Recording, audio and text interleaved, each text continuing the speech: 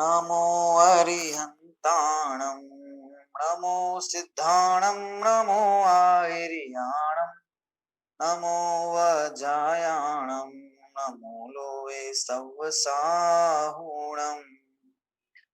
मंगलम भगवान वीरो मंगलम गौतमो गणी मंगलम कुंद कुंदार्यो जैन धर्मोस्तु मंगलम सर्वमंगल मांगल्यम सर्व कल्याण कारकम प्रधानम सर्वधर्माणां जैनम जयतु शासनम जैनम जयतु शासनम जैनम जयतु शासनम। क्रमबद्ध पर्याय की चर्चा प्रवर्तमान है। तो क्रमबद्ध पर्याय की समझ हमें ये बताती है कि प्रत्येक द्रव्य का परिणमन स्वतंत्र है, उसमें पर का कुछ भी कर्तृत्व नहीं है। एक एक द्रव्य और उसकी एक एक पर्याय अपनी स्वतंत्र पने से होती है और उसमें पर का कुछ कर्तृत्व होता नहीं।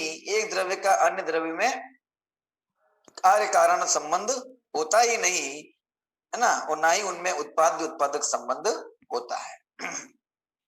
सब अपने अपने परिणामों के कर्ता स्वयं है और वे परिणाम भी अपने कर्ता स्वयं अपनी अपनी योग्यता से उदित होते हैं। ऐसी है ना स्वकर्तृत्व और सहज कर्तृत्व की व्यवस्था ये विश्व की है और वो नियत है, निश्चित है, वो अपने समय में होती ही है, उसे बदलना संभव नहीं है। इस प्रकार की दृष्टि क्रमबद्ध पर्याय हमें प्रदान करता है। अनेक शास्त्रीय उदाहरणों के माध्यम से इस बात को समझने का प्रयास किया जा रहा है ना। उसी क्रम में दो पदार्थों में परस्पर कार्य कारण भाव संबंध का अभाव है ना, इस संबंधी चर्चा यहाँ की गई है ना, और उसका हमने अर्थ देखा। उसी के भावार्थ को समझते हुए फिर अपन विषय को आगे की तरफ गति देते हैं। आइए।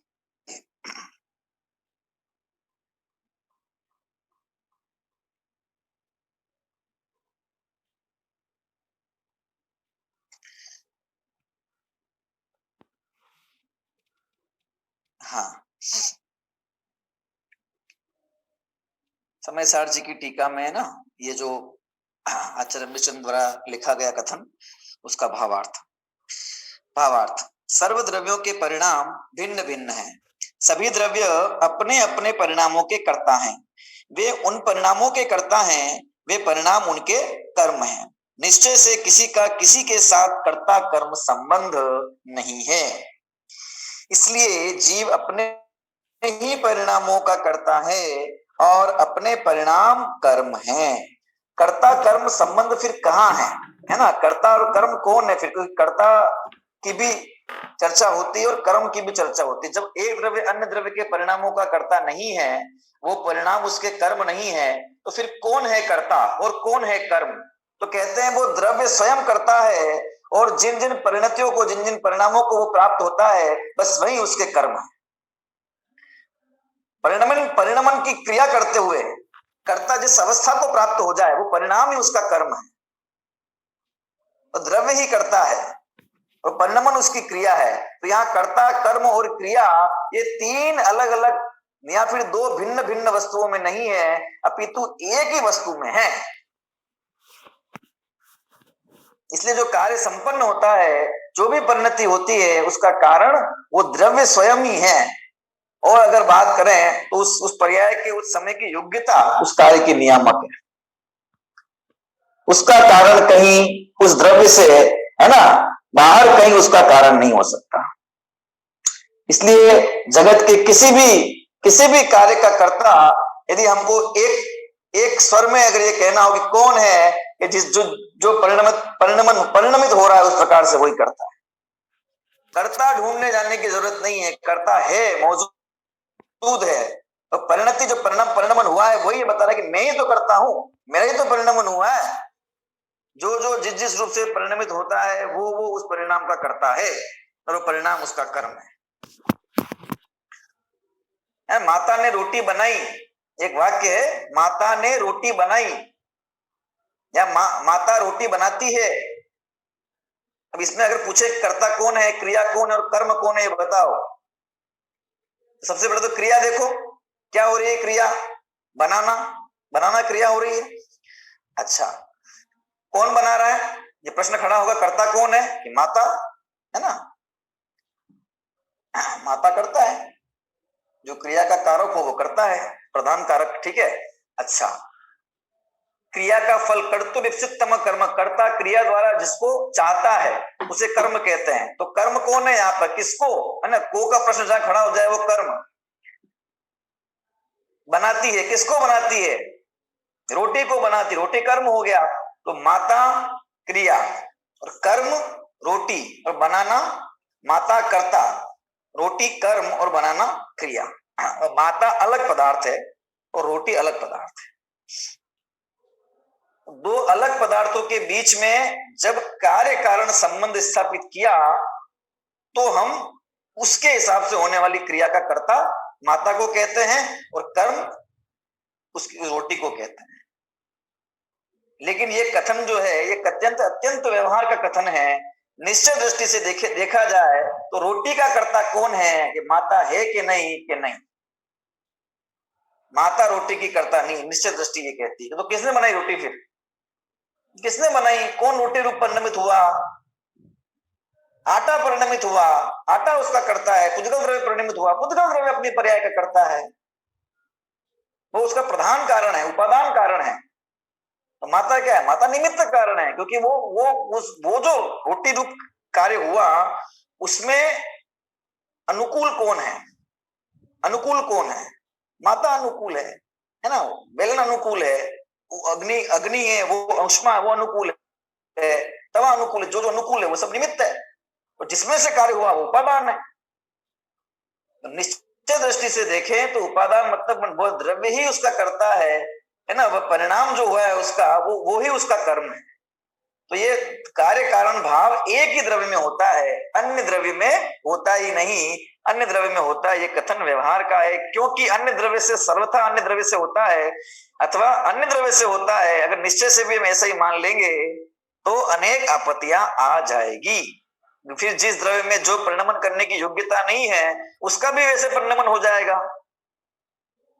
क्यों? क्योंकि दूसरा करता है ना, उसको करने वाला प्रधान कारण दूसरा है, तो वो अपनी इच्छा अनुसार चाहे जैसे परिणमित करा देगा कि नहीं नहीं ऐसा तो नहीं हो सकता। वो जैसा परिणमन होना है वैसे, जैसी योग्यता है वैसे ही काम होगा। तब योग्यता अगर पदार्थ में स्वयं परिणमन करने की है तो फिर दूसरे की क्या जरूरत? और जब स्वयं पदार्थ में योग्यता परिणमित करने की नहीं है तो दूसरे की क्या जरूरत, है ना। ऐसा ऐसा कथन आता है। अगर स्वयं पदार्थ में उस रूप परिणमन करने की शक्ति नहीं है तो अन्य की क्या जरूरत, क्योंकि अन्य कोई उसको वैसे परिणमित नहीं करा सकता। जब स्वयं ताकत, जैसे बालू में से तेल निकलने की शक्ति नहीं है तो कितनी भी, है ना, आधुनिक मशीन लेके आ जाए और कितना ही बुद्धिमान पुरुष हो, लेकिन वो बालू में से तेल नहीं निकाल सकता है। और तिल में तेल निकलने की शक्ति है तो अपनी योग्यता से जब तेल निकलता है तो बाहर में मशीन हो, व्यक्ति हो, वो निमित्त हो जाते हैं। लेकिन निकलेगा किसमें? तिल में से, बालू में से नहीं निकलेगा, क्योंकि उसमें योग्यता ही नहीं है कि वो तेल रूप परिणमित हो। तो जिसमें योग्यता है तो उसमें हमने क्या किया, और जिसमें योग्यता नहीं है उसमें हमने क्या किया, है ना, कुछ नहीं कर सकते। तो वस्तुएं अपनी अपनी शक्ति, अपनी अपनी योग्यता के अनुसार ही परिणमित होती है। पर द्रव्य का उसमें रंच भी कर्तृत्व नहीं होता, इसलिए पर के साथ कर्ता कर्म संबंध है ही नहीं।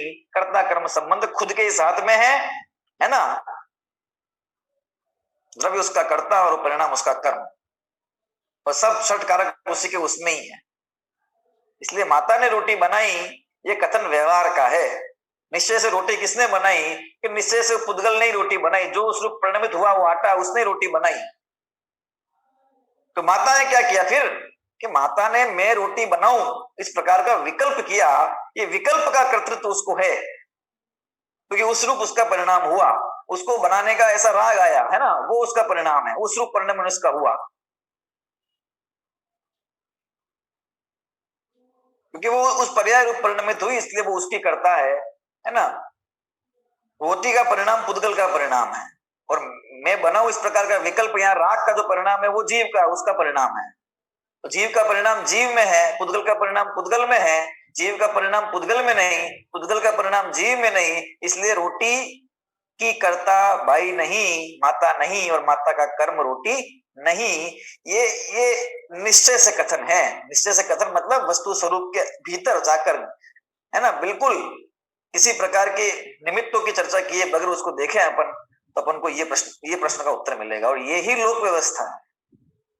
एक द्रव्य अन्य द्रव्य में हस्तक्षेप नहीं करता और नहीं करना चाहिए। अगर करेगा तो लोक व्यवस्था बैठेगी नहीं, है ना। फिर द्रव्य का स्वभाव क्या रहेगा? फिर जब कोई किसी को भी किसी प्रकार से परिणमित करा देगा, तो फिर किसी का स्वभाव कुछ ठहरेगा ही नहीं ना। अग्नि का स्वभाव गर्म है ना, तो अग्नि चाहे भभकती हुई ज्वाला हो, है ना, अथवा अंगारा हो, बिल्कुल कम दहकता हुआ, लेकिन उसकी अग्नि, उसका जो गर्म स्वभाव है, वो उसका स्वभाव है, वो कभी जल रूप परिणमन नहीं करेगा। अग्नि गर्मी रहेगी, वो ठंडी नहीं होगी कभी। ये उसका स्वभाव है। तो उसके अपनी योग्यता के अनुरूप परिणमन होने में जो कुछ अनुकूल होगा वो निमित्त है, और योग्यता के अनुरूप ही परिणमन होगा, उससे विपरीत परिणमन नहीं होगा। फिर परद्रव्य कितना भी हस्तक्षेप करे, पर उसके परिणमन को बदलने, जिसमें जो चीज नहीं हो सकती वो नहीं हो सकती, है ना। जड़ में ज्ञान नहीं हो सकता, ज्ञान दर्शन चेतना नहीं हो सकता, पुद्गल को अनंत दर्शन, अनंत सुख, अनंत वीर्य, ये पर्याय प्रकट नहीं हो सकती, और जीव स्पर्श रस गंध वर्ण रूप नहीं हो सकता। अब एक पर द्रव्य अपना करता हो तो अपन को कर दे, ये शरीर अपना करता है तो जीव को अनादिकाल से शरीर का संयोग है तो कर दे वो उसको, पर नहीं कर पाया ना। अनादि से इसके साथ रहता है ना। अपना आत्मिक ज्ञान जो खुद का है वो भी जड़ का, इंद्रियों का लगता है पर हुआ नहीं, क्योंकि एक द्रव्य अन्य द्रव्य का कर्ता नहीं। और केवल ये दो भिन्न जातियों के द्रव्य की बात है ऐसा नहीं है। एक ही जाति के दो द्रव्यों के बीच में भी कर्ता कर्म संबंध नहीं है। एक सिद्ध भगवान दूसरे सिद्ध भगवान के ज्ञान के कर्ता नहीं, सिद्ध भगवान हमारे ज्ञान के कर्ता नहीं, है ना। हम उनके सुख के कर्ता नहीं, कोई किसी के किसी परिणाम का कर्ता नहीं। यही वस्तु व्यवस्था है। इसीलिए वस्तु व्यवस्था जो है वो अकृत्रिम अनादिकाल से चली आ रही है, और कभी, है ना, ये नाश को प्राप्त होगी ही नहीं, क्योंकि प्रति समय इसका काम चल रहा है अपनी योग्यता से। तभी तो जीवो ही तावत कर्म निमित्त आत्म परिणाम उत्पद्यमानो, जीव है, जीव ही रहता है, अजीव अजीव ही रहता है, क्योंकि उनका स्वभाव है उस रूप से परिणमित होने का। तो स्वभाव ही है तो दूसरे की क्या जरूरत है। तो इसीलिए दो द्रव्यों के बीच में कर्ता कर्म संबंध हो ही नहीं सकता। इसी प्रकार अजीव अपने परिणामों का ही करता है, और अपने परिणाम उसके परिणाम है, उसके कर्म है ना। इसी प्रकार जीव दूसरे परिणामों का अकर्ता है। इसलिए जीव का कर्ता जीव, यानी कि वही जीव स्वयं, दूसरा जीव भी नहीं। और अजीव जो भी द्रव्य है ना, वो द्रव्य विशिष्ट, वो ही उसके परिणामों का कर्ता होता है। इस प्रकार से छह द्रव्यों का अपनी अपनी पर्यायों में स्वकर्तृत्व होता है, कार्य कारण भाव होता है, पर में कुछ नहीं होता, है ना। कुछ नहीं चलता, मतलब मैं सोचूं कि मैं कुछ कर दूं तो मेरी इच्छा से कुछ भी हो जाए, और एक आंख की पलक भी मैं झपका दूं अपनी इच्छा से, ये संभव नहीं। बात सुनने में अजीब लग सकती है ना। बात सुनने में ऐसा लग सकता है कि ये तो कैसे विरुद्ध बातें करते हैं, क्या बात करते हो, हम अपनी इच्छा से पलक नहीं झपका सकते? लो, हमने इच्छा की और पलक झपका दी, क्या बात करते हो? इसमें वही बात ध्यान रखना, है ना। इच्छा ये जीव द्रव्य का परिणमन है ना, चरित्र गुण का विकार है। आंख के पलकों का ऊपर नीचे होना ये पुद्गल का परिणमन है। शरीर पुद्गल है ना, तो दो भिन्न भिन्न द्रव्य में कर्ता कर्म संबंध कैसे बनेगा? लेकिन निमित्त संबंध गने हैं, उसके कारण से कभी कभी ऐसा आभास होता है कि इधर सोचा उधर हुआ, मैंने किया और हुआ, पर दोनों की अपनी अपनी स्वकाल की योग्यता है तो हुआ, बस इतना। ये भेद हो जाना चाहिए। इस पर कोई कहे न सही पर के परिणमन का कर्ता, पर अपने परिणमन का कर्ता हरता तो मैं हूं ही, उससे कहते हैं कि अवश्य हो, क्योंकि प्रत्येक द्रव्य अपनी परिणति का कर्ता भोक्ता तो है ही, पर इसका आशय यह नहीं इस सर्वज्ञ के ज्ञान में आपको जो भावी परिणमन जल का है आप उसमें कुछ फेरफार कर सकते हैं। बोले ठीक है ठीक है ठीक है, पर का करता नहीं, पर का करता नहीं, ये बात आप कह रहे हो क्योंकि कर्ता कर्म संबंध पर के साथ नहीं है। लेकिन अभी आपने कहा ना कि एक द्रव्य का उसके पर्यायों के साथ, मतलब द्रव्य का स्वयं में कर्ता कर्म संबंध है। इसका मतलब तो यही हुआ कि हम अपनी पर्यायों को तो हेरफार कर सकते हैं, पर का कुछ नहीं कर सकते, अपना तो कर सकते हैं। यहाँ कहते हैं अरे उन पर्याय रूप से द्रव्य परिणमित होता है, इस प्रकार वो परिणमन करता हुआ करता तो है, लेकिन फेरफार रूप करता नहीं है। क्योंकि सर्वज्ञ भगवान ने हमारे अनंत पर्याय देखी कि नहीं देखी, तब स्वर्ग नरक में जाएंगे, मोक्ष जाएंगे कि नहीं जाएंगे, कि क्या होगा, वो सर्वज्ञ भगवान ने अपने ज्ञान में देखा कि नहीं देखा। अगर केवली सामने होते, उनका तीर्थंकर है ना समोशन लग रहा होता तो वहां हमारे चित्त में प्रश्न आता तो उसका जवाब मिल जाता कि नहीं मिल जाता हमको। हमारी जो अनंत पर्याय हैं वो भी केवली ने अपने ज्ञान में खचित रूप से जान ली है क्या किसकी कैसी है, तो फिर उसमें फेरफार या बदलाव वहां भी संभव नहीं है। इसलिए फेरफार रूप करता नहीं है हम स्वयं के भी, दूसरे की तो बात ही नहीं। दूसरे के तो ना परिणमन ना परिणमते हुए करता है, ना फेरफार रूप करता है, लेकिन हाँ अपनी पर्याय रूप द्रव्य परिणमित होता है, इसलिए परिणमता हुआ करता। कि पर्याय को किया किसने, प्रश्न खड़ा हो, किसने पर्याय को किया, कहां से हुई पर्याय, परिणमन हुआ ना, किसका परिणमन हुआ, द्रव्य का हुआ, तो द्रव्य करता बस। तो परिणमता है उस रूप, इसलिए करता कहा है यह परिणमति सकर्ता, जो परिणमन करता है वो करता है बस। लेकिन उसमें कुछ बदलाव या फेरफार रूप करता नहीं, क्योंकि फेरफार कर दे तो फिर सर्वज्ञ का ज्ञान मिथ्या हो जाएगा। वो तो है नहीं, क्योंकि वे सर्वज्ञ है ना, सर्वज्ञ इसीलिए है क्योंकि वो सब पदार्थों को यथावत जानते इसीलिए क्योंकि वे निश्चित है। जो अनिश्चित उसे ज्ञान कैसे होगा। यदि फेरफार नहीं कर सकते तो फिर क्या मतलब ऐसा करता कहने का, है ना। यदि फेरफार नहीं कर सकते तो फिर मैं अपनी परिणति का करता ही क्या रहा। इस प्रकार की शंका भी जगत को होती है, क्योंकि जिसने फेरफार करने को ही करना मान रखा है वह इससे आगे सोच भी क्या सकता है। क्या फेरफार करने के बिना कोई करना होता ही नहीं है? क्या जैसा होना नहीं हो वैसा करना ही करना है, जैसा होना हो वैसा करना नहीं है क्या, नहीं कहते। फेरफार नहीं कर सकते मतलब कुछ नहीं कर सकते। जब फेरफार नहीं कर सकते तो क्या कर सकते, अरे फेरफार करना ही करना है क्या है। हम जगत की जो सहज परिणमन की व्यवस्था है उसमें जब तक कुछ बदलाव नहीं कर दे तब तक हमको कर्तापना लगता ही नहीं है, मैंने कुछ किया है लगता ही नहीं है, अपने पुरुषार्थ का बल है ना प्रकट होता हुआ नजर ही नहीं आता है। जब तक कुछ बदल न दे, जब तक कोई व्यवस्था जो बदल न दे हम अपनी बुद्धि के हिसाब से, अपनी मंतव्य अपनी इच्छा के हिसाब से, तब तक हमने कुछ नहीं किया। फेरफार कोई करना बोलते हैं क्या। जो हो रहा है सहज हो रहा है उसको सहजपने स्वीकार कर लेना, ये भी तो कुछ किया ना हमने, स्वीकार किया कि नहीं किया। जो हो रहा है उसको वैसा स्वीकार किया, तो स्वीकार करने का काम हुआ, ये भी तो काम हुआ। इसको काम लगता ही नहीं है, ये तो काम लगता है। ये क्या, इसमें क्या काम है, जो हो रहा है वो होने दो, जो हो रहा है वो होने दो। अरे जो हो जैसे हो रहा है, जो हो रहा है जैसा हो रहा है उसको उसी रूप में स्वीकार करना, ये भी एक काम है कि नहीं, ये भी पुरुषार्थ है कि नहीं है। जैसे मैं इसको बदल दूं, इस रूप की बुद्धि परिणमन को चेंज कर दूं, है ना, भविष्य को बदल दूं, जैसा चाहूंगा वैसा हो जाएगा, जैसा ये इसमें पुरुषार्थ नजर आता है, तो वैसा जो होगा वैसा होगा और मैं उसको सहजपने उस प्रकार से बस जानता रहूंगा, ये भी तो पुरुषार्थ है कि नहीं है ना। तो ये लेकिन करना नहीं लगता, क्योंकि बदल ना दे। अरे बदलते हुए वो क्या बदलना है, बदलते हुए क्या, द्रव्य और पर्याय दो, दुनिया में दो ही चीजें हैं, इसके अलावा तीसरा तो कुछ नहीं है। द्रव्य और पर्याय, गुण तो हमने समझ लिया कि द्रव्य गुणों से युक्ति है, तो बताओ चाहे उसमें लोग पर्याय में लोग कर्मभावी में, तो द्रव्य और पर्याय दो चीजें हैं, है ना। उसमें क्या बदलना है बताओ, द्रव्य को बदलना है कि पर्याय को बदलना है, किसको चेंज करना है, कहाँ हमको चेंज करना है।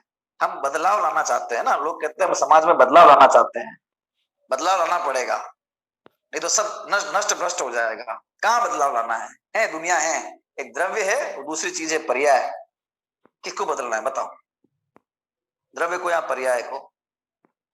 आप पर्याय को बदलेंगे है ना, क्या बदल लोगे पर्याय को, पर्याय तो बदल ही रही है प्रति समय।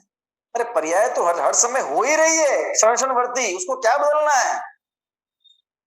अच्छा उसको नहीं बदलते तो द्रव्य को बदलेंगे, द्रव्य को बदल सकते हैं, जीव को बदल के अजीव कर सकते हैं, एक जीव को बदल के दूसरा जीव बना सकते हैं।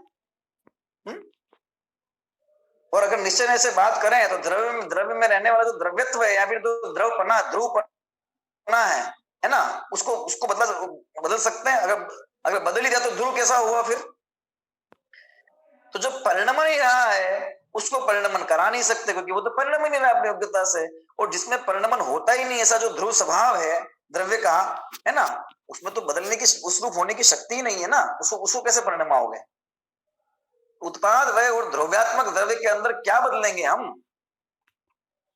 ना द्रव्य को बदला जा सकता है, ना उसकी पर्यायों को बदला जा सकता है। एक ही है कि केवल विकल्प किया जा सकता है। तो ये विकल्प करता है जीव नाना प्रकार के, और वहां जो अपनी इच्छा अनुसार विकल्प हो जाता है तो वह इस कर्तृत्व को लिए फिरता है कि मैंने बदला, मैंने किया, मैंने बदलाव लाया, मैंने किया।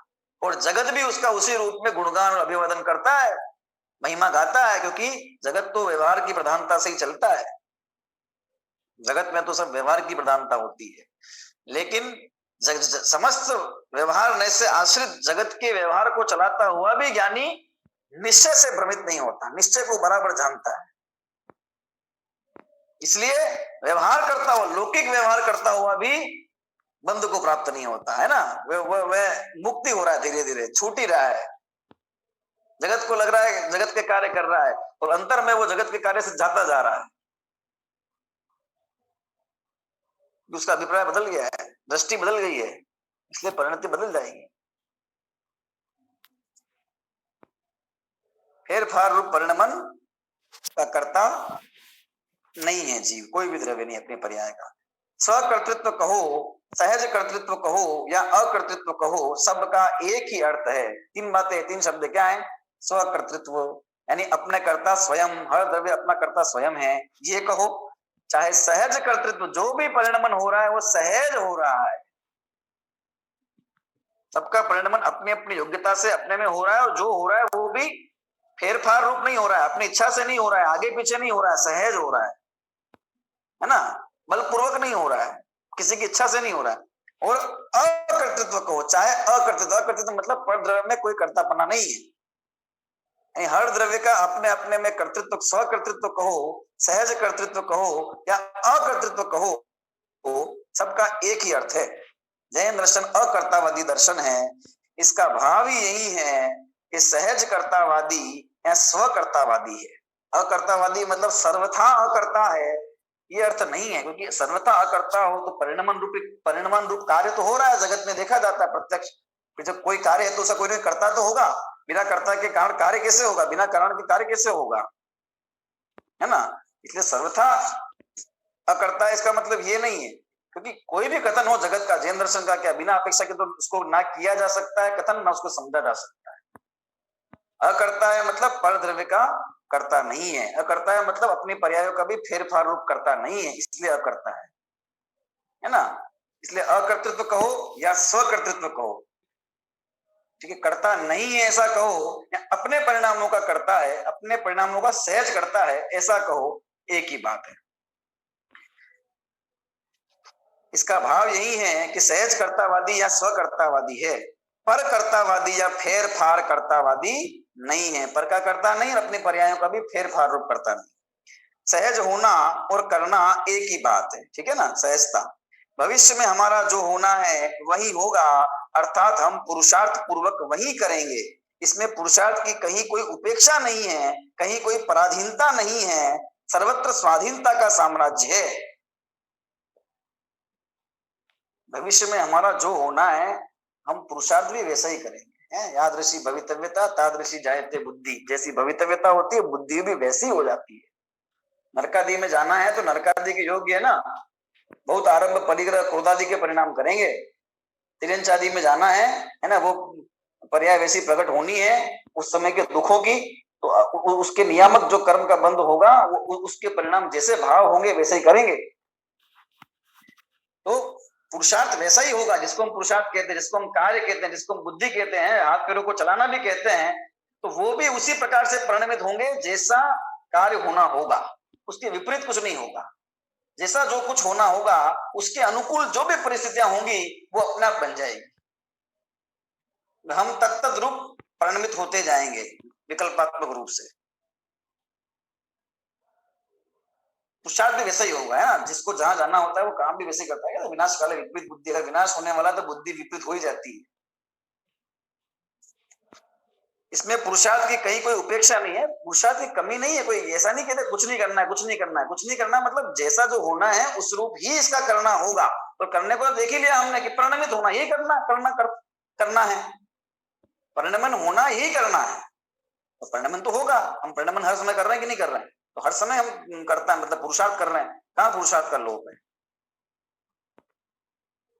कहीं लोप नहीं है पुरुषार्थ का, कहीं कोई पराधीनता नहीं है, पराधीनता नहीं है। ये भवितव्यता की या काल लब्धि की ऐसी कोई पराधीनता नहीं है पुरुषार्थ के लिए, परिणमन के लिए। वो तो हो ही रहा है।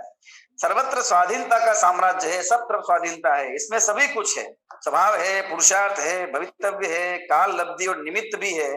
पांचों ही समवाय उपस्थित है क्रमबद्ध पर्याय में। पांचों समवाय, 5 समवाय है ना।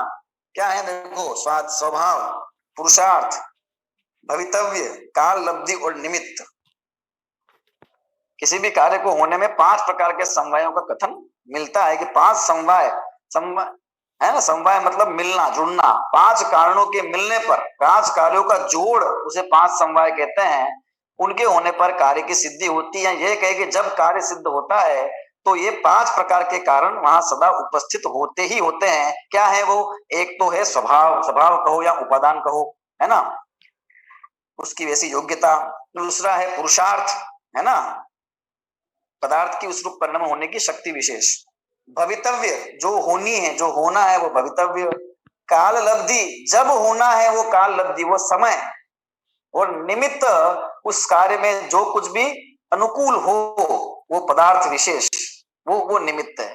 तो निमित्त, उपादान, पुरुषार्थ, भवितव्य और काल लब्धि, ये पांचों ही समवाय क्रमबद्ध पर्याय में हैं। कोई काम जैसे भी हुआ, मान लो जीव को क्रोध आया, ठीक है, तो कर्ता कौन है क्रोध का?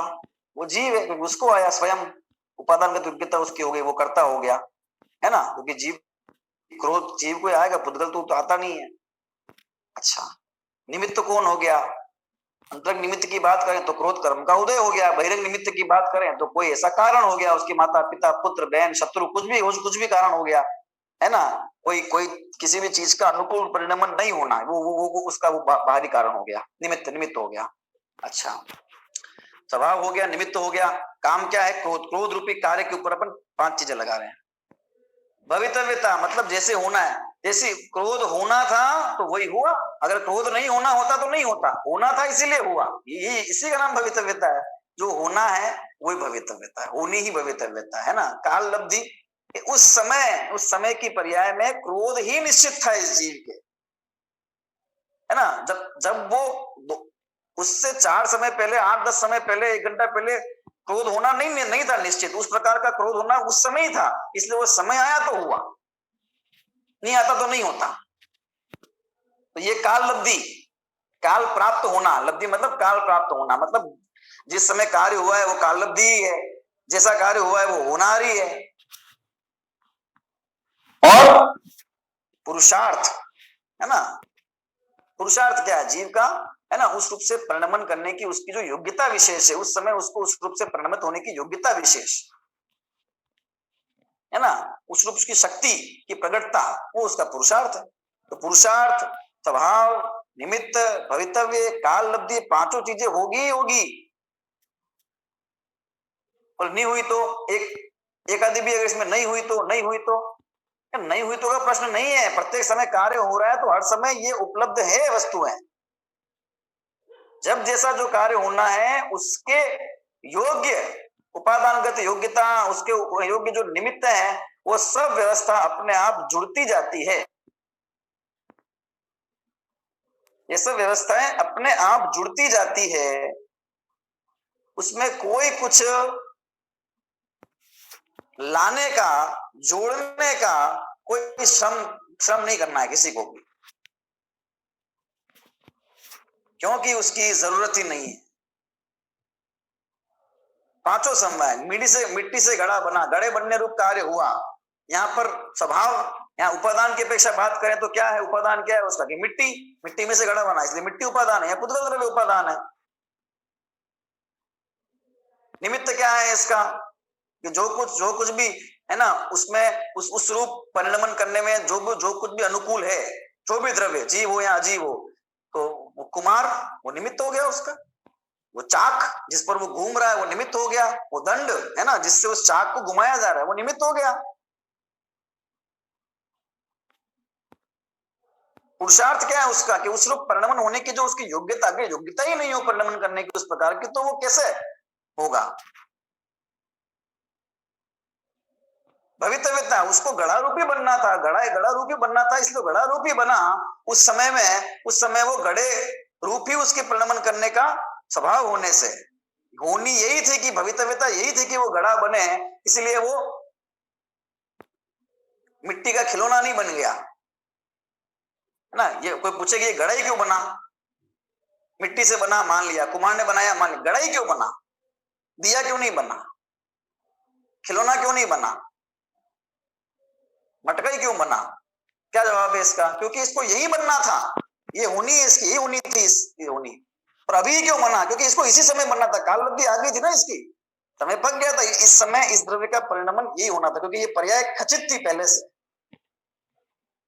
कोई पदार्थ में ऐसा क्यों हुआ, उसका जवाब ये है कि ऐसा ही होना था, यही समय था, इसलिए काल लब्धि और भवितव्यता वही है जिस समय काम हो, जो हुआ है जिस प्रकार से हुआ है वो उसकी भवितव्यता वैसी, जब हुआ है वो काल लब्धि, पुरुषार्थ के बिना होता नहीं, उपादान में से होता है, और वहां निमित्त तो कुछ ना कुछ होता ही है। ऐसे ऐसे है ना, जीवात्मक इस लोक के जितने भी कार्य हो रहे हैं संपादित प्रति समय, उनमें पांचों समवाय हैं। इस तो क्रमबद्ध पर्याय को मानने से कोई पुरुषार्थ नाम का समवाय उड़ नहीं जाता है, क्योंकि काम होगा तब होगा ही होगा समवाय, इसलिए दूसरा बात जोड़ना भी कुछ नहीं है, कुछ नहीं जोड़ना है। सम्यक दर्शन रूप कार्य इस जीव को होना है ना, तो उसके अंदर उसे उसका है ना मैं आत्मा हूं इस प्रकार को मानने की जो शक्ति है उसकी, इस प्रकार की श्रद्धा, इस प्रकार का श्रद्धा गुण का परिणमन वो उसकी योग्यता से होता है ना, उसका उस प्रकार का पुरुषार्थ होता ही है। बाहर में है ना देवशास्त्र गुरु का यथा योग्य निमित्त, अथवा पूर्व में सुनी हुई जो देशना है वो निमित्त बन जाती है, अथवा नरक में हो तो वेदना निमित्त बन जाती है, भय निमित्त बन जाता है। निमित्त क्या है, जो कार्य हुआ उसमें सबसे ज्यादा तात्कालिक जो हमने उनको लगा कि हाँ ये कारण इसकी वजह से हुआ, बाहर में कोई निमित्त है। नारकी को वेदना हो रही है ना, तकलीफ हो रही है, उसे काटा जा रहा है, मारा जा रहा है, और उसको तुरंत उससे ये हुआ कि ओहो इतना भयंकर दुख मुझे उठाना पड़ रहा है, निश्चित रूप से मैंने कोई कर्म इस प्रकार के बुरे किए हैं, इस कारण से मुझे नरक आदि में आना पड़ा है। इस प्रकार से है ना अपने किए हुए कर्मों का ज्ञान उसे होता है, और पूर्व जन्म की देशना याद आती है, समय से हो जाता है। तो उसने जो सामने वाले तलवार चलाई है ना, उस मारकाट को निमित्त कह देते हैं, और वो दूसरा मारने वाला नारकी निमित्त हो गया। निमित्त का क्या है, जो कुछ कार्य होते समय अनुकूल है वो निमित्त है। तो देवशास्त्र गुरु का प्रकट में निमित्त हो या फिर वो देशना वो निमित्त हो गई। उपादान किसमें से होगा, स्वभाव से होगा, जीव को होता समय से उसका अपना स्वयं की उपादान का योग्यता है। सम्यक दर्शन हुआ क्यों हुआ, इस समय ही क्यों हुआ, क्योंकि ये काल लब्धि प्रकट थी, और यही हुआ क्योंकि भवितव्यता है उसकी। इस प्रकार से अनेक हर कार्य में लगाया जा सकता है। तो कोई भी कार्य बिना इन पांच समवायों के होता नहीं, और पांच समवाय कहीं से लाने पड़ते नहीं, कुछ लाना नहीं है, क्योंकि काम करना ही नहीं है ना परद्रव्य का, और अपने सर्वद्रव्य का भी करना क्या है। जैन दर्शन में कुछ करना नहीं है, सब होना ही होना है, और हो ही रहा है। जब हो ही रहा है तो पांच समवाय भी हैं, लाने थोड़ी है, जोड़ने थोड़ी है, करना थोड़ी है। होती हुए परिणमन को जानना है, सहज भाव से स्वीकार करना है, यह है बात। आत्मा अपने परिणामों का करता है या नहीं, इस संदर्भ में स्वामी जी का स्पष्टीकरण द्रष्टव्य है। प्रश्न, पर्याय क्रमबद्ध है, आत्मा की पर्याय भी क्रमबद्ध जो होने योग्य है वही होती है, इसलिए आत्मा उनका अकर्ता है, क्या यह बात ठीक है ना। स्वामी जी से प्रश्न किया गुरुदेव से, पर्याय क्रमबद्ध है, आप कहते हो, और आत्मा की पर्याय भी क्रमबद्ध, जब जो होनी होगी वही होगी, इसलिए आत्मा उनका अकर्ता है। ये बात ठीक है कि आत्मा उनको करता नहीं, जब जो होना होगा हो जाएगा, है ना, अपने परिणामों का भी नहीं, आत्मा अपनी अपनी पर्याय का अकर्ता है, यह बात ठीक नहीं है। अपेक्षा पूर्वक समझना, आत्मा अपनी जिन जिन क्रमबद्ध पर्याय रूप से परिणमित होता है उनका कर्ता वह स्वयं ही है।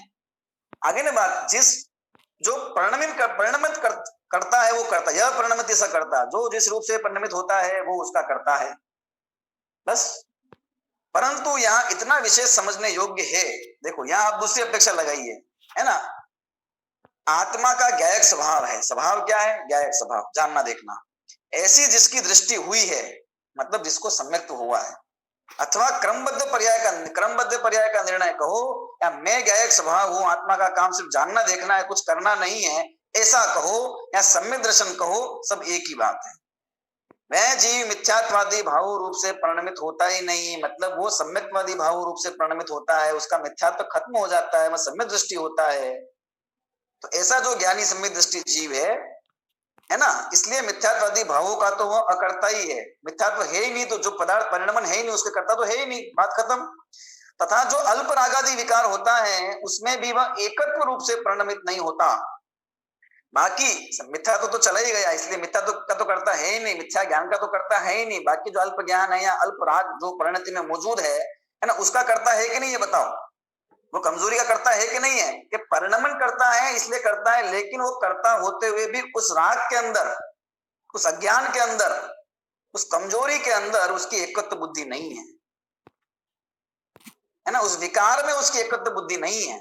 उसकी एकत्व बुद्धि कहाँ है कि मैं ध्रुव ज्ञायक हूं, ध्रुव में उसकी एकत्व बुद्धि है, इसलिए होने वाला वो जो परिणमन है उसमें भी वो मैं करता हूं इस प्रकार से कर्ता पन्ने से परिणमित नहीं होता, मतलब कर्ता पन्ने का भाव नहीं करता, इस अपेक्षा वो उसका भी अकर्ता ही है। किंतु अपने सम्यक दर्शनादि निर्मल क्रमबद्ध परिणामों का तो वह करता है, क्योंकि उस रूप से वो परिणमित होता है ना, परिणमन होने की अपेक्षा वो करता है, लेकिन एकत्व बुद्धि नहीं करता उस परिणामों के अंदर, इसलिए वो उसका अकर्ता है। तो यहाँ पर कुल मिला के ये कहा कि शुद्ध भावों का करता है और अशुद्ध भावों का करता नहीं है, उसमें ये बात, शुद्ध भावों का करता है उसमें ये बात है उस रूप परिणमित होता है, परिणमन करता हुआ करता है, और अशुद्ध भावों का करता नहीं है, उसमें ये कहा भले ही कुछ अज्ञानता रूप परिणमित होता हो, है ना, कुछ कमजोरी रूप परिणमित होता हो, लेकिन यहाँ मैं अज्ञानी हूं, है ना, मैं राग भाव करता हुआ रागी हूं, इस प्रकार की एकत्व बुद्धि उसकी नहीं होती, इसलिए वो वहां पे अकर्ता है। दो अपेक्षाओं से बात कही है, ठीक है ना, ये है।